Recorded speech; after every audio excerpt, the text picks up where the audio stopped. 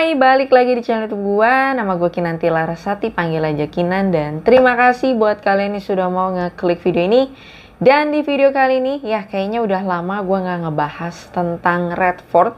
Terus ini ada berita secara resmi pula dari OJK ya.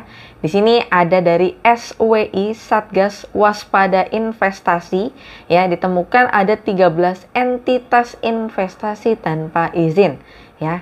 Salah satunya adalah Redford ya. Untuk linknya kalian cek aja di deskripsi supaya nggak bilang ini hoax gitu ya.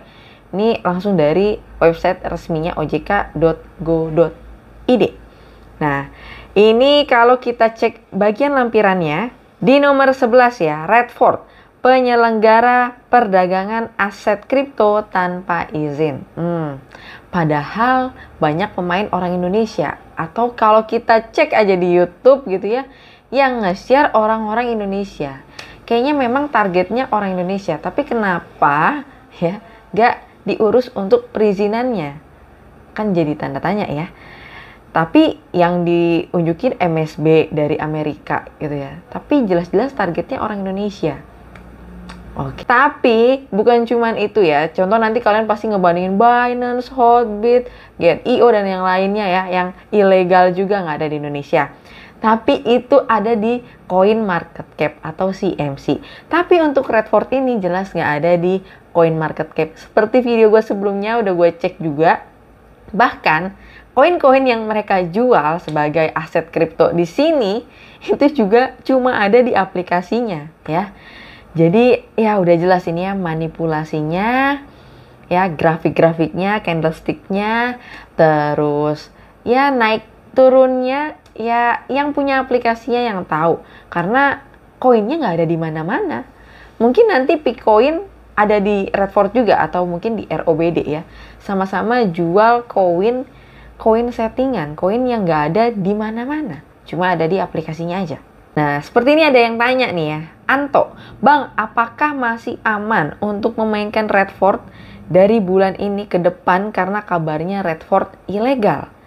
Nah, terus dijawab nih ya, Bank Senturi legal, tapi masih aja dana nasabah dibawa kabur. Sampai sekarang belum dibalikin dana nasabah.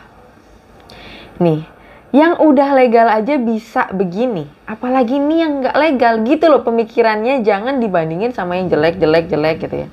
Ini udah jelas, udah nggak legal, udah jelas dong ya, resikonya makin besar, was-wasnya semakin besar, plus jualan koin settingan pula. Seperti kalian lihat di sini ya, PLUA koinnya naik.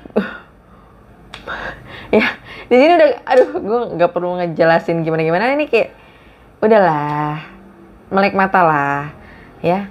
Grafiknya bisa naik dalam waktu yang sama tinggi, oke. Tapi kalau kita ngecek di CoinMarketCap, nih ya, gue cek di CoinMarketCap PLUA, kita cek, nih, nggak ada. Maksudnya di CoinMarketCap aja nggak ada. Berarti ini di dunia nyata nggak ada nih koin. Berarti mungkin di dunia halu atau dunia... nggak tahu lah, kalian yang jawab deh. Nah, ini juga ya. Nih, menjual PLUA. Membeli PLUA. Ya, jadi koin yang diperdagangkan di sini ada beberapa koin yang terkenal. Tapi banyakan mereka main di koin-koin yang cuma ada di aplikasi ini aja. Udah jelas di sini kan manipulasi grafik, manipulasi sistem, manipulasi koin juga di dalamnya. Apakah kalian juga ikutan memanipulasi?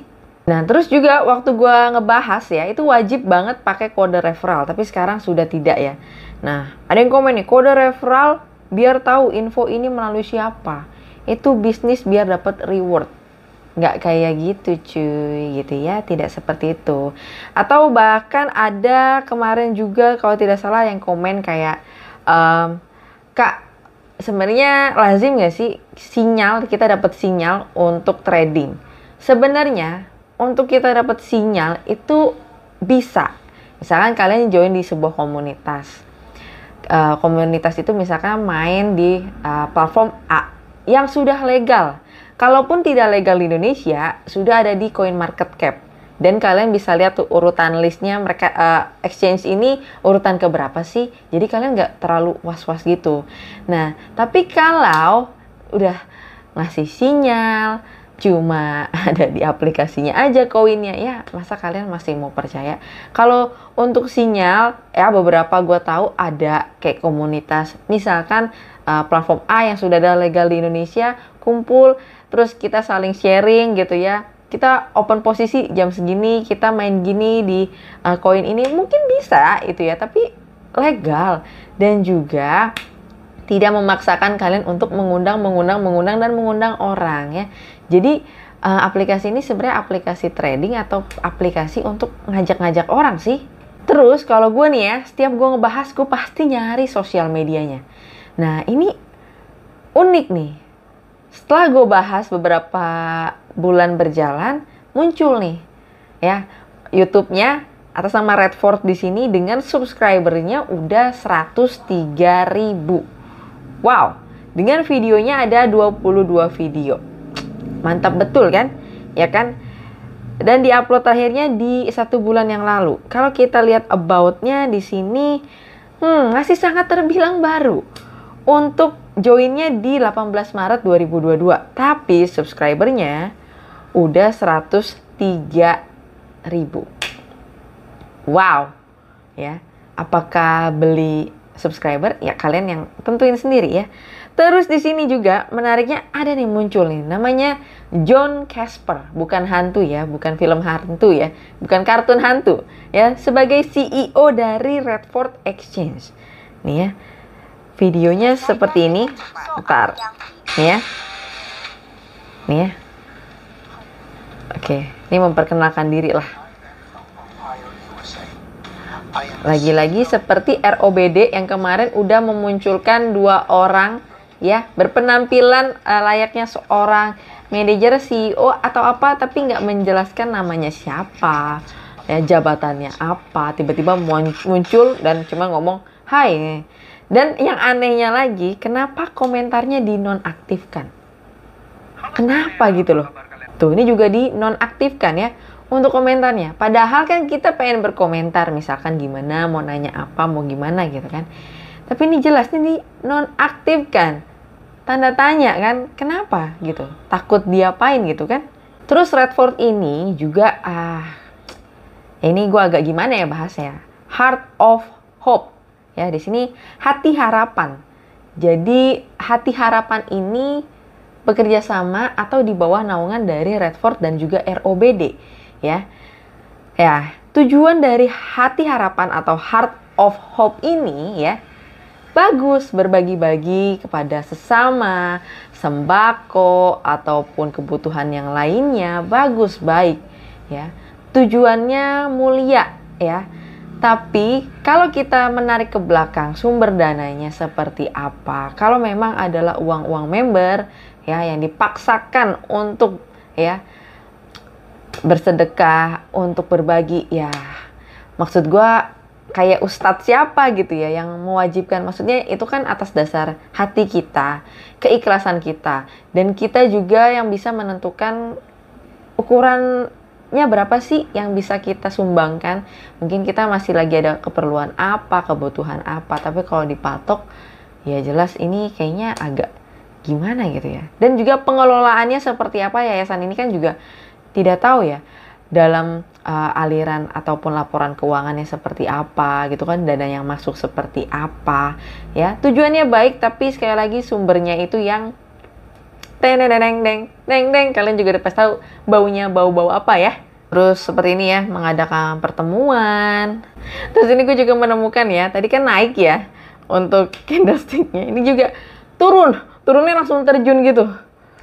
Oke ya, udah kelihatan di sini manipulasinya. Ya, jadi share-sharannya juga seperti ini, Redford, ada Heart of Hope, ya. Terus juga mungkin perlu ditambahin untuk ROBD, ya. Dan profitnya yang dijanjikan 4-10% per hari. Ya, bonus rabatnya 3 level di sini ya, 1, 2, 3 ya. Dari sini aja udah kecium nih baunya, bau skema Ponzi, pohon keluarga nih berjenjang ke bawah gitu ya. Nah, mungkin itu aja untuk pembahasan dari aplikasi Redford ini. Menurut gua OJK ataupun di sini dari SWI ya sudah bertugas sebagaimana mestinya untuk melindungi warga negara Indonesia. Tapi kalau kalian tidak ingin dilindungi dan ingin tetap bermain, ya udah silakan. Apalagi kalau ya pemain Ponzi ya udah pasti jelas makanannya di aplikasi seperti ini. Tapi buat orang awam yang tidak tahu dan diajak teman dengan segala macam ngasih keuntungan bla bla bla sehingga akhirnya kalian agak tergiur gitu ya, kalian tetap wajib terus hati-hati. Karena menurut gua trading apapun itu fluktuatif. Sekalinya trader yang udah jago aja bahkan nggak pernah menjanjikan sebuah keuntungan. Atau bahkan yang gua tahu lagi nih, layaknya seorang dukun. Misalkan gue bikin sebuah sayembara untuk memperlihatkan kekuatan dukun kalian, gue kasih uang 1M misalkan. Dukun sejati itu biasanya nggak akan pernah memunculkan diri dia gitu, karena takut semuanya terbongkar, takut juga ini kan sakral dan segala macamnya ya, jadi nggak mungkin dia bakal share ke umum ya. Seperti itu juga trader, setahu gue yang namanya trader sejati itu kayaknya nggak ada di YouTube deh kayaknya. Jadi dia mainnya ya main solo aja, main ya udah keuntungan untuk dia sendiri dia simpen. Tapi kalau ada trader yang nunjukin di YouTube dia profit terus begini-begini, hati-hati juga. Jadi jangan terlalu mudah percaya dengan konten-konten saat ini, sosial media, siapapun, baik sama gue juga jangan terlalu percaya gitu ya. Ya intinya ya di sini OJK hanya bertugas untuk melindungi kalian. Tapi kalau kalian tidak ingin dilindungi, silakan bermain ya skema Ponzi itu dengan untungan bla bla bla, padahal cuma diputer-puter itu aja keuntungannya. Dan stopnya ketika nanti ya udah nggak ada lagi orang yang mau join, pasti nanti ganti baju atau bikin aplikasi baru lagi. Seperti itu aja terus siklusnya. So mungkin itu aja dan sampai ketemu lagi di pembahasan berikutnya.